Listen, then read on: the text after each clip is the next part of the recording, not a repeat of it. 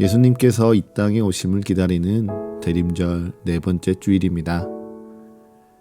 이제 예수님과의 만남을 기대하며 기다리는 네 번째 초에도 불이 켜졌습니다. 오늘의 이 예배를 통하여 나를 부르시고 택하시사 주를 보게 하시는 은혜가 우리의 가슴 깊이 느껴지고 또한 고백되시기를 축복합니다.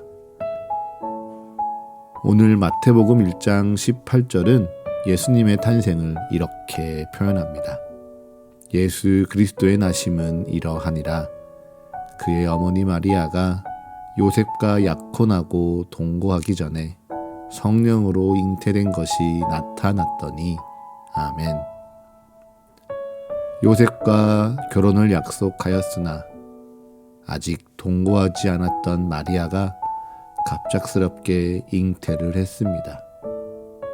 이는 여성이 결혼하기 전 임신하는 것을 곧 간음한 죄로 여기고 벌하던 당시에는 매우 당혹스럽고 부끄러운 일이었습니다. 그래서 그녀와 결혼하고자 했던 요셉도 이것이 부담스러워 마리아와 조용히 파혼하려고 하였죠. 그때 요셉에게 주의 사자가 나타나 이야기합니다. 마태복음 1장 20절부터 23절의 말씀입니다. 이 일을 생각할 때에 주의 사자가 현몽하여 이르되 다윗의 자손 요셉아 내 아내 마리아 데려오기를 무서워하지 말라. 그에게 잉태된 자는 성령으로 된 것이라. 그가 아들을 낳으리니 이름을 예수라 하라. 이는 그가 자기 백성을 그들의 죄에서 구원할 자이심이라 하니라. 이 모든 일이 된 것은 주께서 선지자로 하신 말씀을 이루려 하심이니 이르시되 보라 처녀가 잉태하여 아들을 낳을 것이요 그의 이름은 임마누엘이라 하리라 하셨으니 이를 번역한즉 하나님이 우리와 함께 계시다 함이라. 아멘. 요셉은 이 말을 듣고 두려움과 염려를 떨쳐냅니다. 그리고 곧 주의 사자의 분부대로 순종하지요. 그리고 이 순종을 통하여 예수께서는 이 땅에 오시게 되었습니다. 우리는 이 본문에 대하여 전지적인 작가의 시점으로 보는 경우가 참 많습니다.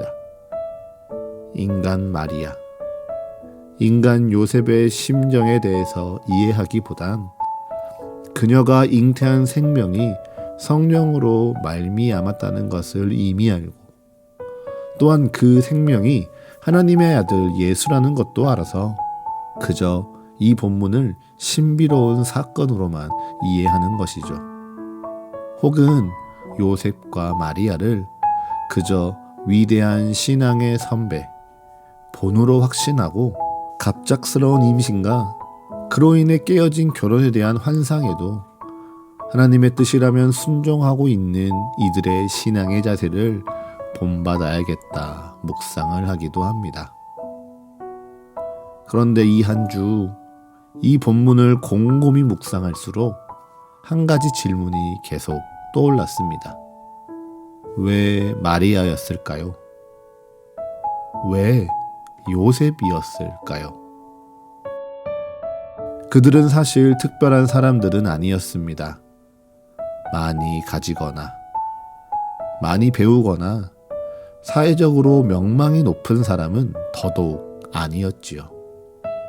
그저 갈릴리 나사렛에 살고 있는 어느 한 평범한 목수였고요. 그 목수와 때가 참에 결혼을 약속한 한 평범한 여인이었습니다.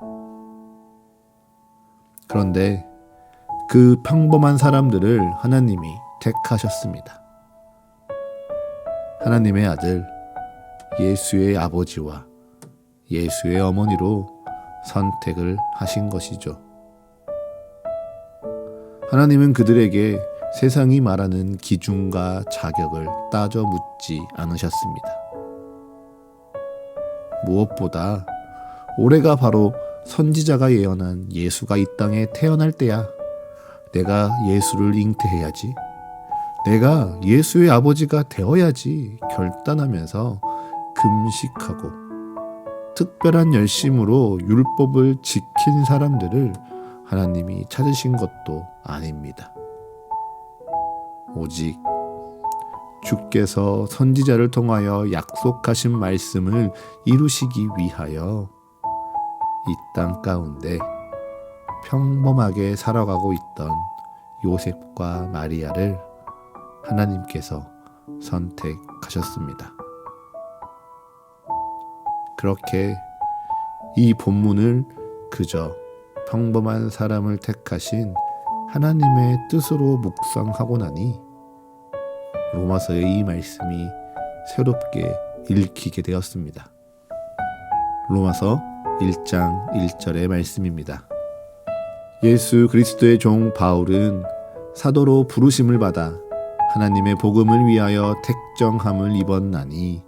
아멘. 다른 서신서에서는 바울이 스스로를 그리스도의 예수의 사도라고 소개하는 것과는 달리 유독 로마서에서는 자신을 그리스도의 종이라고 고백합니다.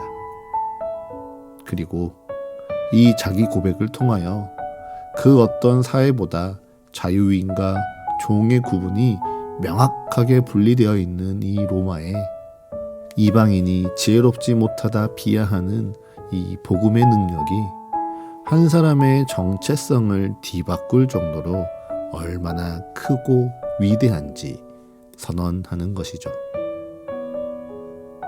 그런데 여러분, 바울이 스스로 원한다고 그리스도의 종이 될 수 있었던 것일까요? 이 질문을 기억하며 로마서 1장 1절을 다시 한번 읽어보겠습니다. 예수 그리스도의 종 바울은 사도로 부르심을 받아 하나님의 복음을 위하여 택정함을 입었나니. 아멘. 바울은 스스로 자원한 것이 아니라 부르심을 받아 종이 되었습니다. 그저 이 땅 가운데 평범하게 살아가는 요셉과 마리아를 택하신 것처럼 하나님은 우리의 눈엔 특별해 보일지 모르지만 주의 눈으로는 그저 평범한 우리와 다를 바 없는 바울을 택하신 것이죠. 여기서 택정함을 입었다는 이 원어적인 표현을 보면요, 그 의미가 더 명확해집니다. 택정함을 입었다 혹은 택정하다라는 동사의 원어적인 뜻은 경계를 표시해서 구분한다, 무엇인가를 따로 떼어놓는다는 뜻입니다. 즉, 행동을 하는 이의 뜻과 의지에 따라서 땅의 경계를 표시해서 이것은 내 것이야 라고 구분하고, 혹은 어떠한 사람, 어떠한 물건에 대하여 특별하게 나누고 구분해 놓는 것을 의미하지요. 즉, 나, 종 바울은 하나님의 복음을 위하여 택정함을 입었다는 이 표현을 통하여 하나님이 바울, 너는 내 것이야, 내가 너를 따로 떼어 구분하였다라는 바울의 고백이 담겨져 있는 것입니다. 그렇기에 중요한 것은 무엇입니까? 오늘 로마서 1장 1절의 고백과 같이 하나님의 부르심을 받아 사도가 된 나 바울은, 하나님의 택정함을 입은 그리스도의 종 나 바울은 과 같이 하나님이 나를 부르셨다, 이 세상에서 나를 따로 구분해 놓으셨다 라고 인정하는 것입니다. 요셉과 같이, 마리아와 같이, 바울과 같이 하나님이 나도 부르셨다라는 은혜를 기억하는 것이죠. 그래서 바울은 로마서 1장 6절과 7절에 이런 표현을 담아놓습니다. 너희도 그들 중에서 예수 그리스도의 것으로 부르심을 받은 자니라. 로마에서 하나님의 사랑하심을 받고 성도로 부르심을 받은 모든 자에게 하나님 우리 아버지와 주 예수 그리스도로부터 은혜와 평강이 있기를 원하노라. 아멘. 여러분은 내가 예수 그리스도의 것이라 믿으십니까?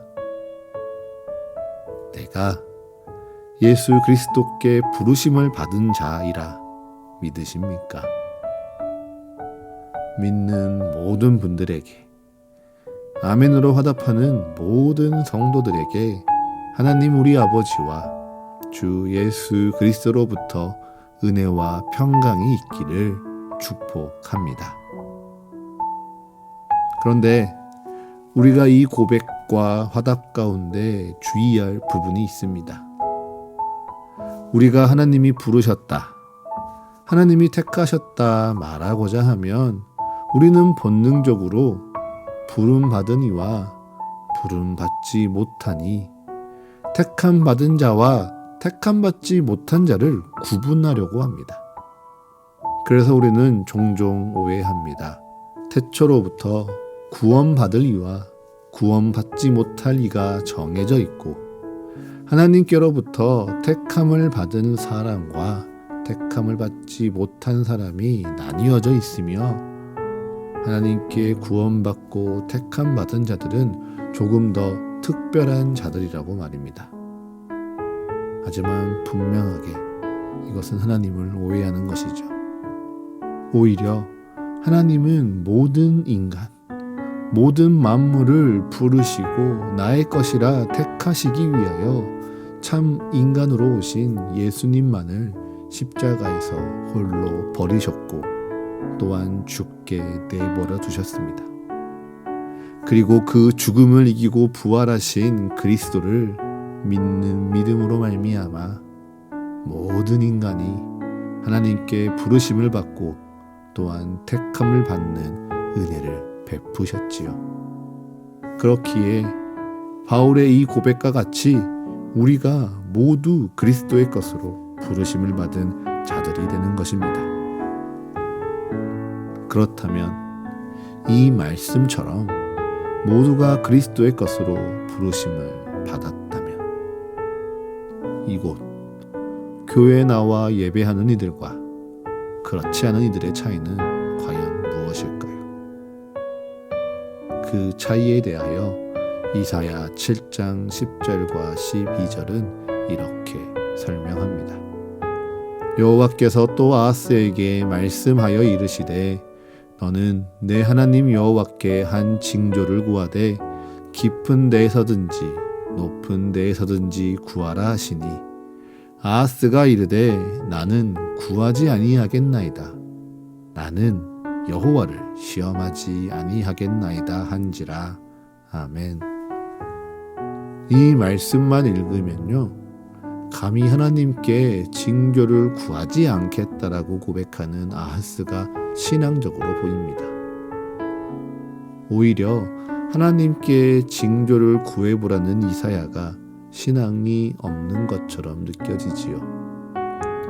그래서 이어지는 13절에서 너희가 하나님을 괴롭게 하느냐라고 아하스를 책망하는 이사야가 오히려 공감하기 어렵습니다.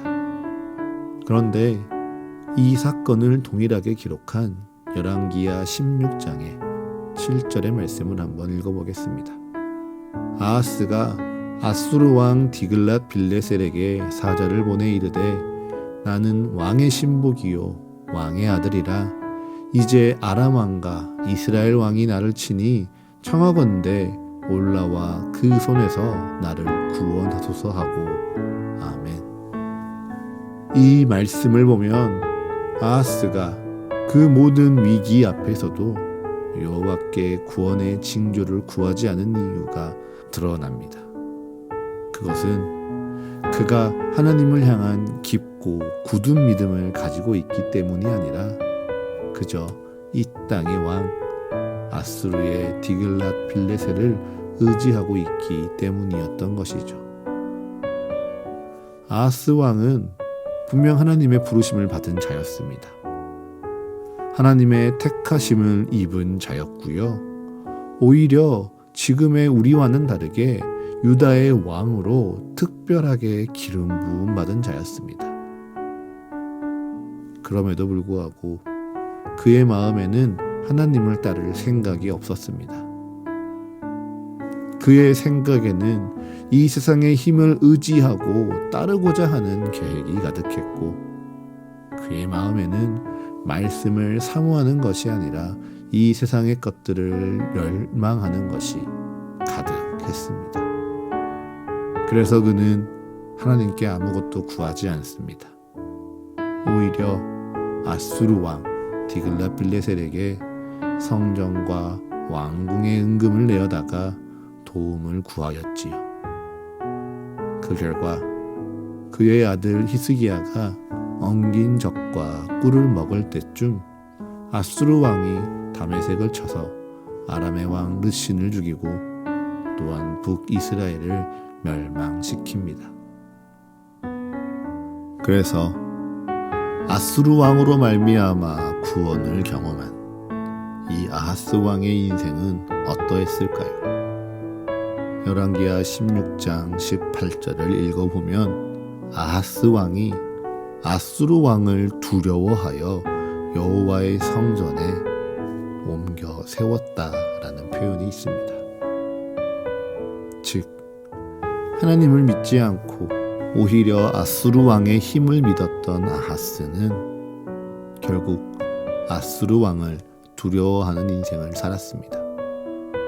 그에 반해 이사야는 하나님의 말씀을 믿고 하나님만을 의지하였기에 이사야 7장의 고백과 같이 임마누엘, 하나님이 우리와 함께 하신다는 그 징조로 아람 왕이 물리쳐지고 북이스라엘이 패망하는 역사를 바라보며 그의 인생 가운데 삶의 기쁨과 평안을 고백하게 됐지요. 이 차이에 대하여 오늘 마태복음 1장 24절은 이렇게 기록합니다. 요셉이 잠에서 깨어 일어나 주의 사자의 분부대로 행하여 그의 아내를 데려왔으나. 아멘. 아하스와 요셉, 이 두 사람은 모두 하나님이 택하시고 부르신 자였습니다. 그리고 그 두 사람 모두 세상의 유혹과 시험 앞에 고민하고 선택해야 했지요. 아하스 왕은 이 세상의 두려움 앞에 잠들어 버렸습니다. 하나님을 의지하는 것이 아니라 세상을 바라보며 잠에서 깨어나기를 거부하였지요. 하지만 요셉은 잠에서 깨어 일어났습니다. 물론 그의 마음 가운데에도 율법을 어기는 것에 대한 두려움, 그리고 마리아에 대한 원망, 사람들의 손가락질에 대한 염려가 그 마음에 가득 차서 마리아를 조용히 끊어내려고도 했습니다. 하지만 그렇게 잠들어 버리려 하는 요셉에게 다가가 주께서 말씀하시자 요셉은 주의 사자의 분부대로 순종하였지요. 우리에게도 이 세상은 그렇게 다가옵니다. 이 세상의 거짓된 영은 자꾸 우리를 잠들게 하려고 합니다. 피곤하지? 할 만큼 했어. 그만하면 충분한 거야. 더 이상 무얼 더 하겠어. 그러면서 또 속삭이죠. 지금 교회에 나가면 뭐해? 말씀 보고 기도한다고 너의 삶이 즉각적으로 바뀌기를 해? 지금 너에게 필요한 것은 이게 아니야. 지금 당장 너에게 필요한 건 직장을 갖고 재정의 여유를 만들고 사람과의 관계에서 행복을 찾아가는 건데, 하나님이 정말 그런 것을 너희에게 약속해주고 있어? 지금 당장 하나님을 고집할 필요 없이 삶에서 타협하기만 하면, 내가 잠깐 눈을 감으면 당장 그것을 얻을 수 있을 것이라고 우리를 유혹합니다. 그래서 그것을 얻는 삶이 정말 행복하고 기쁘고 즐거운 것이라 우리의 마음을 흔들고 유혹하지요. 하나님의 말씀과 부르심 가운데 우리를 머뭇거리게 하고 기도하며 주를 붙들려고 하는 우리의 손을 약하게 하며 주 앞에 서고자 하는 우리의 무릎을 떨리며 두렵게 만듭니다. 여러분, 그 고민 앞에 서 있는 우리에게 주님은 오늘 성경을 통해 잠에서 깨어나라 말씀하십니다. 우리가 살아야 할 삶이 여기에 있습니다. 온 만물을 구원하고 회복하신 그리스도의 복음이 우리를 주의 곁으로 불렀습니다. 우리가 특별해서가 아니고 그저 평범해서 우리를 사랑하신 주의 사랑이요, 우리를 주의 것으로 선택하고 구분 지었습니다. 그렇게 주의 사랑이 이미 시작되었으나 아직 주의 사랑이 다 완성된 것은 아니기에 우리는 오늘도 아하스와 요셉과 같이 세상으로부터 유혹과 시험을 당하기도 하고요, 바울과 같이 잘못된 신념과 고집으로 하나님 앞에서 실수하기도 합니다. 하지만 그러한 우리에게 주께서는 오늘 잠에서 깨어 일어나라 말씀하여 주십니다. 그리고 잠에서 깨어나 주가 우리와 함께 하심을 보라 말씀하시지요. 그것이 바로 우리가 기다리는 예수 그리스도께서 오심을 예배하는 성탄의 거룩한 탄생을 기념하는 예배입니다. 말씀을 정리해 볼까요? 어제 저는 아이의 생일을 기념하여 롯데월드에 잠시 다녀왔습니다. 거기서 성탄을 기념하여 새롭게 준비하였다라고 자랑하는 화려한 성탄 퍼레이드를 보았습니다. 정말 그들의 홍보처럼 온갖 크리스마스에 대한 장식과 상징, 그리고 화려한 춤으로 보여지는 공연이었습니다. 그런데 여러분, 그 공연 어디에도 예수님이 없었습니다.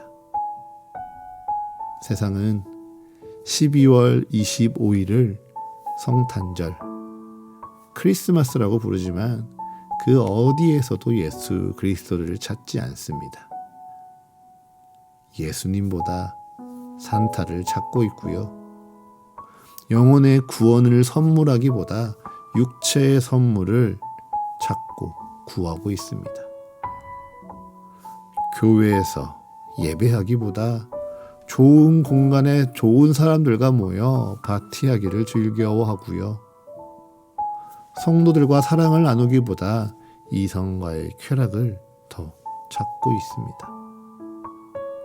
그 세상 속에서 오늘 주께서 우리를 먼저 부르셔서 택하시사 주의 말씀 가운데 깨어 일어나 오늘을 새롭게 하라 말씀하십니다.